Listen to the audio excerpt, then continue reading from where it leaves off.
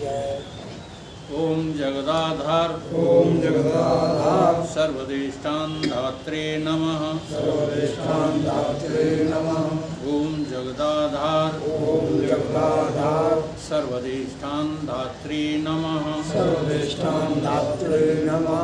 ओम जगदाधार ओम जगदाधार सर्वदेष्टान धात्रे नमः। सर्वदेष्टान धात्रे नमः। सच्चिदानंद भगवान की जय।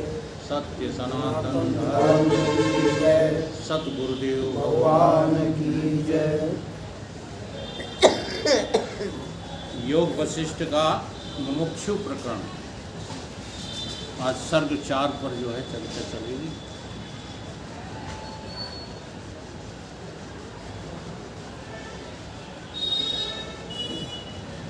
इतना कहकर वशिष्ठ जी बोले कि हे राम जी, जीवन मुक्ति और विदेह मुक्ति में कुछ भेद नहीं है।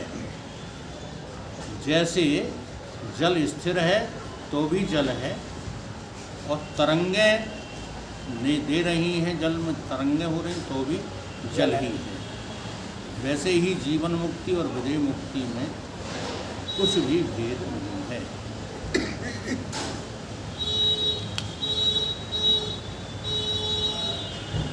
विदेह मुक्ति और जीवन मुक्ति किसे कहते हैं? मोक्ष के स्वरूप से विदित हो जाना। मोक्ष क्या है, आत्मा क्या है, उसके स्वरूप से विदित हो जाना, यानी उसका पता लग जाना। ये क्या है? देह के रहते रहते मुझे निज स्वरूप का पता लग गया। इसका नाम है जीवन मुक्ति।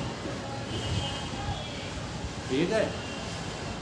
और देह के सारे काम करते हुए, देह के सारे काम कर रहे हैं। राजा जनक क्या है? सब कुछ करते हुए भी मुझे अपनी मुक्ति का कभी विस्मरण नहीं होता। इसका नाम विदेह मुक्ति। तो जीवन मुक्ति और विदेह मुक्ति में कोई भेद नहीं है। जैसे जल में और तरंग में कोई भेद नहीं। जीवन मुक्ति और विदेह मुक्ति का अनुभव तुमको प्रत्यक्ष नहीं भासता, क्योंकि स्वसंवेद है। उनमें जो भेद भासता है सो असम्यक है।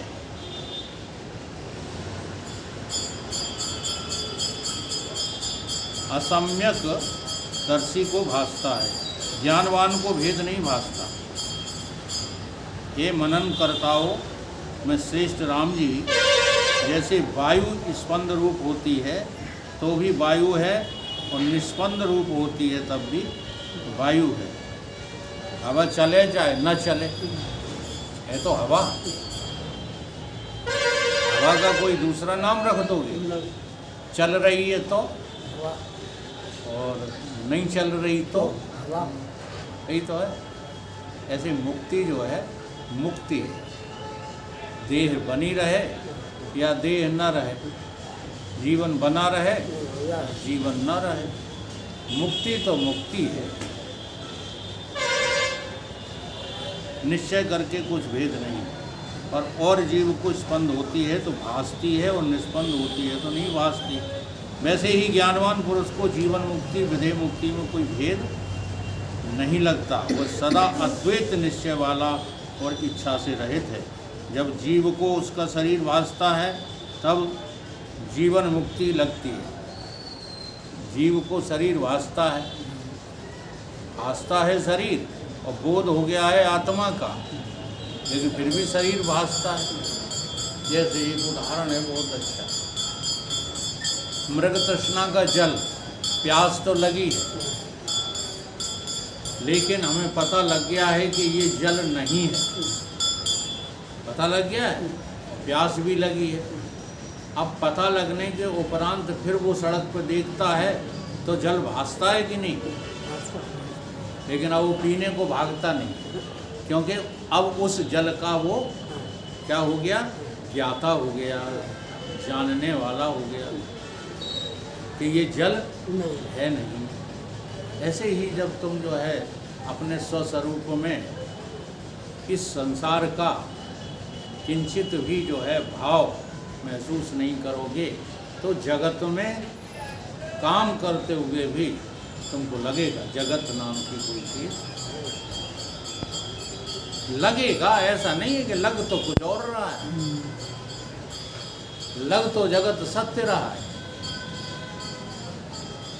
जैसे हमारी कक्षा के विद्यार्थी बहुत इंटेलिजेंट हो गए, हाँ, इनको लगता तो है कि आत्मा वाकई में सत्य है, ये लगता है, लेकिन साथ में जगत सत्य लगता है। अगर जगत सत्य ना लगे ना, हाँ, तो फिर आत्मा आनंद के अलावा दूसरी जगह कोई आनंद की अनुभूति होती नहीं। जगत सत्य लगता है इसलिए भागते फिरते, छोटे छोटे कामों के लिए सत्संग छोड़ जाते हैं। वजह क्या है? जगत का सत्य लगता है। ब्रह्म सत्यम जगत मिथ्या, इस निश्चयात्मक बुद्धि का नाम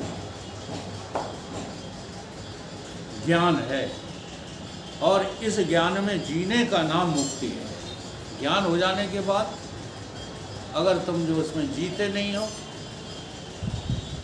तो फिर अज्ञान की तरफ ही भागते रहो।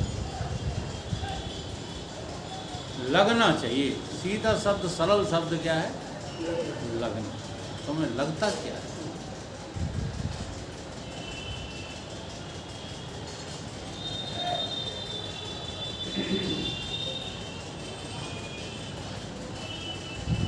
कभी कभी हम पूछते हैं और भी लोग चर्चा करते हैं, जैसे झरघटा में जो है किसी की डेड बॉडी जल रही है, पूछते किसकी जल रही है, तो हर आदमी को जल लगता है कि उसका नाम ले देंगे तो वो मर गया, उसकी जल रही है, ठीक है।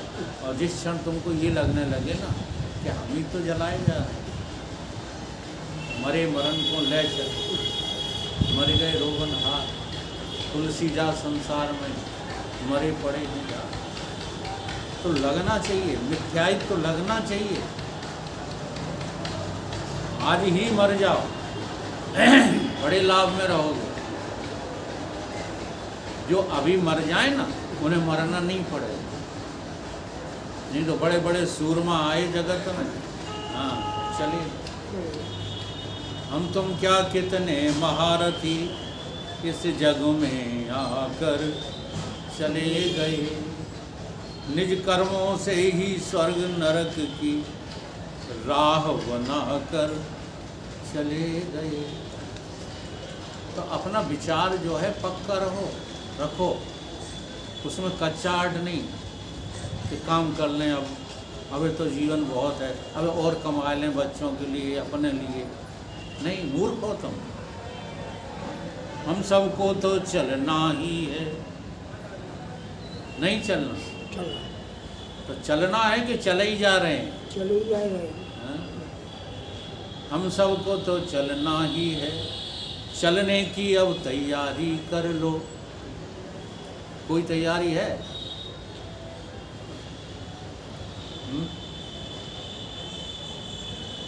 जो चलने को तैयार न थे वो भी पछता कर चले गए।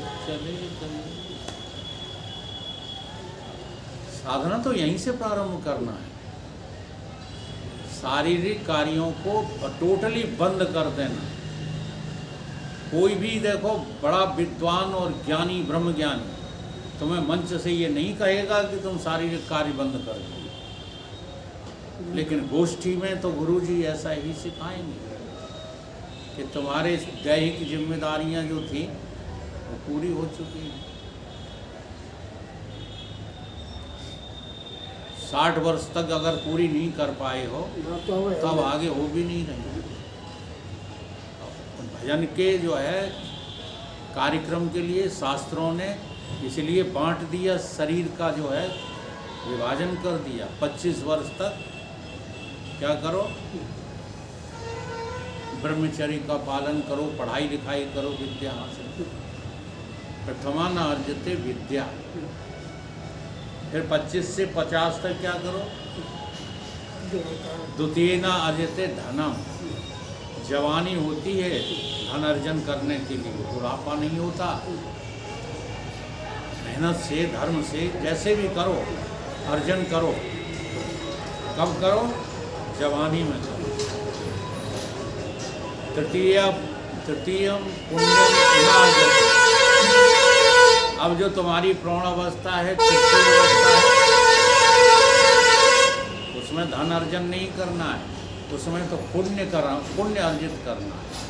जो धन आपने कमाया है या जो भी चीज़ कमाई है, यश कमाया, वैभव कमाया, धन कमाया, पद कमाया, उसका सदुपयोग करो और लोगों के काम आओ। ये शास्त्र सम्मत बातें हैं, इनको करना नहीं चाहते। चतुर्थम किम करोति प्रश्न खड़ा कर दिया है संतों ने कि चतुर्थपन आ जाए, बुढ़ापा आ जाए, 60 वर्ष के हो गए, अब क्या कर सकते हो? अब सिवाय भजन के तुम कुछ कर ही नहीं सकते।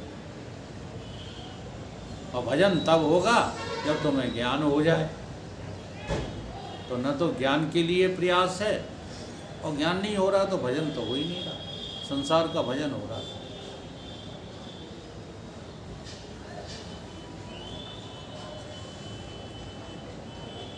पर ज्ञानी को दोनों तुल्य हैं। हे राम जी, अब प्रकृत प्रसंग को जो श्रवण का भूषण है सुनिए।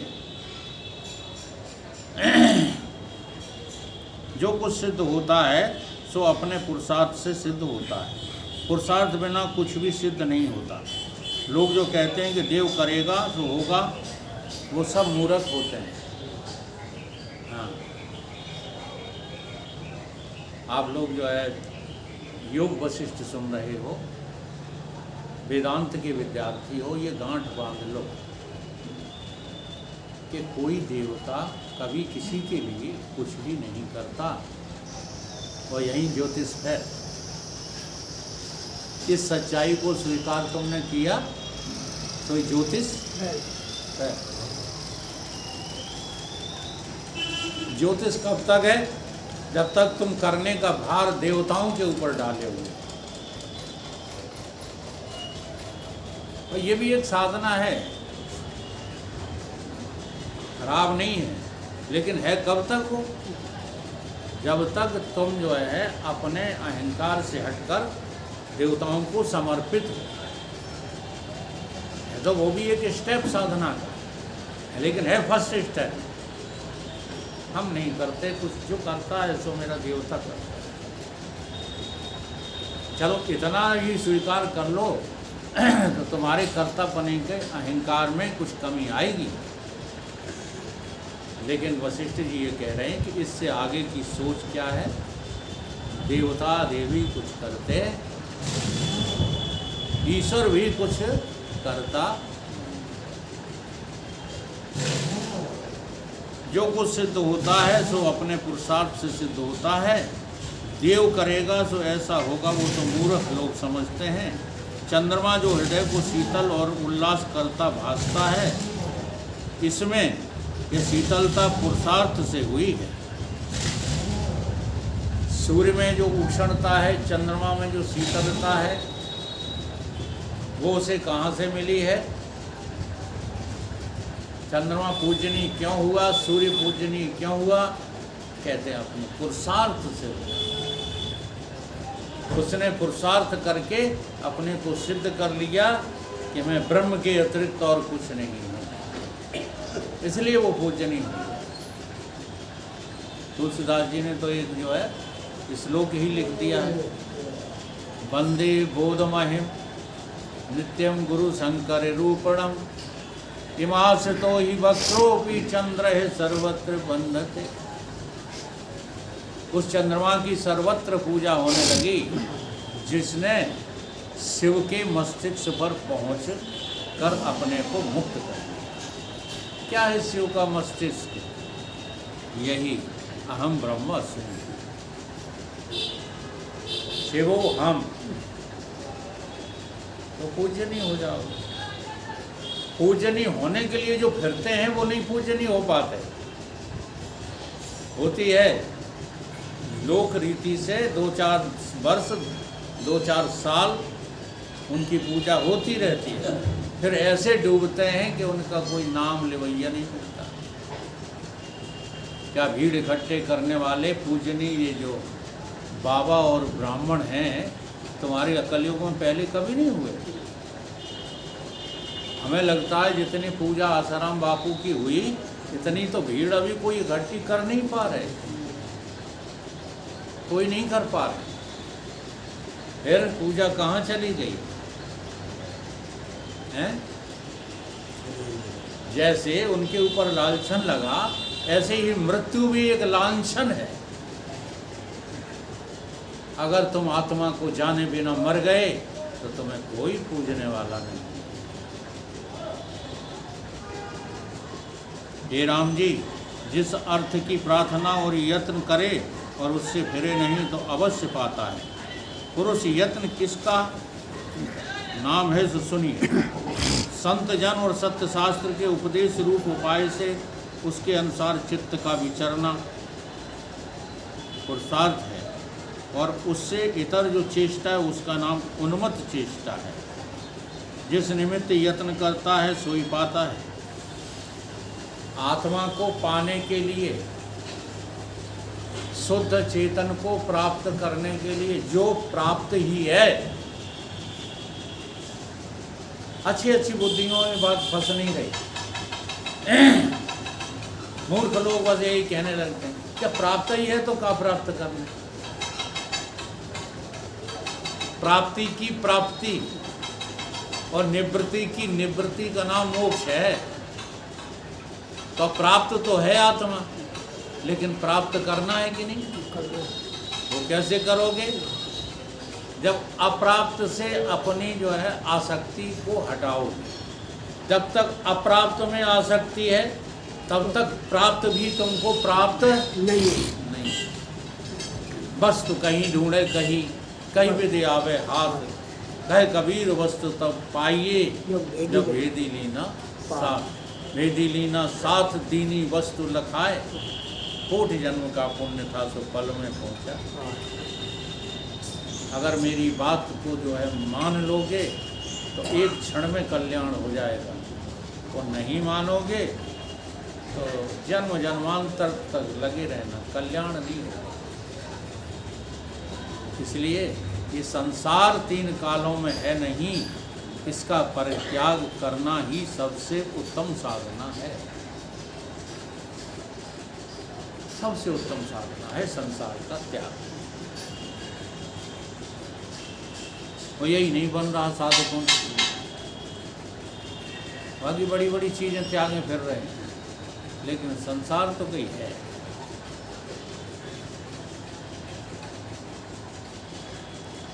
एक जीव पुरुषार्थ करके इंद्र की पदवी पाकर त्रिलोकी का पति हो सिंहासन पर आरूढ़ हुआ है।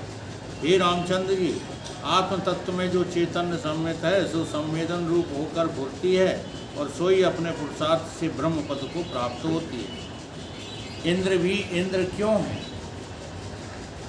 इंद्र ने भी अपने को जाना तब इंद्र हुए, नहीं तो कोई इंद्र नहीं।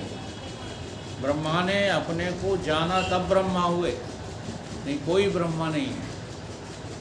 अपने को जाने बिना कहीं किसी की पूजा नहीं होती, हो ही नहीं सकती। बड़े बड़े धन कमाने वाले मर गए, तिन पे जो है किसी ने एक आंसू नहीं बहाया, मर गए, चले गए, और अब उनको कोई याद भी नहीं करता है। लेकिन पुरुषार्थी को तुम कभी भूल नहीं पाते।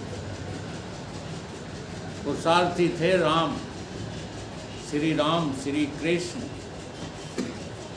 हनुमान जी, ये देवी जी, ये सब पुरुषार्थी थे। उनको आज तुम भुला पा रहे हो? कलयुग में याद करो, सूरदास जी, तुलसीदास जी, कबीरदास जी, पलटूदास जी, ये जितने भी संत हुए हैं अच्छे अच्छे, ये सब कैसे हुए हैं? पुरुषार्थी। हम बार बार अपनी वाणी पर गुरुदेव का जो है जिक्र क्यों कर देते हैं? देखो, प्रवचन आप हमारे सुन रहे हो इतने वर्षों से, एक भी प्रवचन मेरा गुरुदेव की याद किए बिना होता है क्या? नहीं होता। अच्छा, अब इस शरीर को तो माता पिता ने भी पाला, हम उनकी चर्चा कभी करते हैं? बाई द वे कर दें तो कर दें, लेकिन कभी करते हैं? तो जो आत्मज्ञानी नहीं है वो पूजनीय नहीं। ये अंतिम जो है पराकाष्ठा है ज्ञान की। जो आत्मज्ञानी है वही जगत में पूज्य। हे रामचंद्र, आत्म तत्व में जो चेतन सम्मित है वही संवेदन रूप होती है। इसलिए देखो, जिसको कुछ सिद्धता प्राप्त हुई है तो अपने पुरुषार्थ से ही हुई है। केवल चेतन आत्म तत्व है, उसमें चित्त संवेदन स्पंद रूप है। वह चित्त संवेदन ही अपने पुरुषार्थ से गरुण पर आरूढ़ होकर के विष्णु रूप हो जाता है। समझ रहे कि नहीं? हमारे भीतर भी वही चेतन सम्मित है, वही चेतन फुर रहा है। उसी चेतन से तुम्हारी इंद्रियां चैतन्य हो रही हैं, उसी चेतन से तुम्हारे प्राण चैतन्य हो रहे हैं। प्राण जड़ हैं कि चेतन? रटे घूम रहे हो। अगर तुम इन्हें जड़ देख ले तो फिर डरोगे प्राण जाने से? हाँ? सब जितना भी संघात है मेरे शरीर में, मुझ चेतन की चैतन्यता से ही चेतन सा लगता है। शरीर चेतन नहीं है, इंद्रियां चेतन नहीं है, प्राण और मन बुद्धि आदि भी चेतन नहीं। मुझ चेतन की चैतन्यता सभी में भास रही। ऐसे ही उसी चेतन की संवेदन स्पंद स्वरूप उसी चेतन संवेदन ही जो चेतन का संवेदन है, वही चैतन्य की चैतन्यता। कुछ समझ में आ रहा है आपको? चेतन की चैतन्यता का नाम ही का है चित्त संवेदन। जैसे हम उदाहरण देते हैं तो जल्दी समझ में आ जाता है। धूप में आप खड़े हो जाओ तो आपकी छाया दिखाई देगी कि नहीं? अब छाया को आपसे अलग करो, हो जाएगी। तो ये छाया आपकी शक्ति है। उदाहरण, जड़ के उदाहरण जो होते हैं वो कैसे होते हैं? मिथ्या होते हैं। आप जड़ को कभी चैतन्य में मत घटा लेना। जैसे छाया का उदाहरण दिया, ठीक है? तो छाया में जो छाया दिख रही है वो तो कुछ भी नहीं है, वो तो मात्र प्रतीति मात्र है। लेकिन जब आप चेतन में उसका चिंतन करेंगे अपनी चैतन्यता का, तो आपकी चैतन्यता आपसे कभी जुदा नहीं दिखेगी। ये कही तो वही संवेदन जब पुरुषार्थ हुआ, संवेदन पूरा, उस संवेदन को मैं करके जाना जिसने, वो विष्णु हो गया और काय पे सवार हो गया गरुड़ पर, और पुरुषोत्तम कहलाया। और यही चित्त संवेदन अपने पुरुषार्थ से जब रुद्र रूप हो करके अर्धांग में पार्वती, मस्तक पर चंद्रमा और नीलकंठ परम शांति रूप को धारण करता है, इससे जो कुछ सिद्ध होता है वो सब पुरुषार्थ से होता है। शिव जी पुरुषार्थ से शिव हैं, विष्णु जी पुरुषार्थ से विष्णु हैं, ब्रह्मा जी पुरुषार्थ। अब यहाँ पर जो है आचार्य लोगों ने पुरुषार्थ का अर्थ ही बदल के रख दिया, इसलिए दुनिया के लोग गुमराह हो। उन्होंने अर्थ का पुरुषार्थ लिया, काम का पुरुषार्थ लिया और धर्म का पुरुषार्थ लिया। ये गौण हैं, ये समझाना भूल है। गौण का मतलब क्या होता है? गौण का मतलब होता है ही नहीं। आप धन कमा के पुरुषार्थी नहीं हो गए, आप जो है कामनाओं के जो पुजारी होकर के पुरुषार्थी नहीं हो गए, आप धर्मात्मा होकर के भी पुरुषार्थी नहीं हो गए। यदि अर्थ काम धर्म का आपने प्रयोग मोक्ष के लिए नहीं किया तो फिर आप पुरुषार्थी। आज सुबह एक सज्जन कह रहे थे कि धन अच्छा भी है, धन बुरा भी। तो मैंने कहा, पंडित ही थे, मैंने कहा पंडित जी क्षमा करना, इसी